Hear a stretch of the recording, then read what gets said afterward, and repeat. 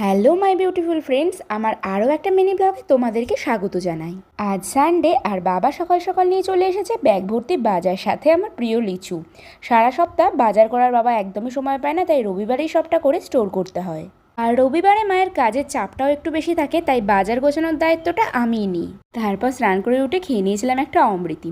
অমৃতি খেতে তো আমার দারুণ লাগে। তোমরা কে কে অমৃতি খেতে ভালোবাসো অবশ্যই কমেন্ট করে জানিও। দুপুরে আজ মা বানিয়েছিল সাদা ভাত, মুসুরির ডাল, পটল ভাজা, ফুলকপির তরকারি, মাছের ঝাল আর আমের চাটনি। সন্ধেবেলা চলে গেছিলাম আমার এই মিষ্টি কাকিমাটার বাড়িতে লোকনাথ পুজোর নেমন্তন্ন খেতে। কাকিমাকে সুন্দর আর যত্ন করে ঠাকুরের আসনটা সাজিয়েছিল। তারপর সবাই একটু গল্পগুজব করে বসে পড়েছিলাম খেতে। প্রথমে একটু ফল প্রসাদ খেয়ে নিয়ে একে একে খেয়েছিলাম রাধাবল্লভী, চানা মশলা, বাসন্তী পোলাও, পনিরের তরকারি, চাটনি, মিষ্টিটা আমি খাই না তাই স্কিপ করেছি। আর ছিল হজমোলা। রান্নাগুলো অসম্ভব সুন্দর হয়েছিল। আজকের ব্লগটা এই পর্যন্তই। গুড নাইট সকলকে। ফিরছি আবারও একটা নতুন মিনি ব্লগ নিয়ে।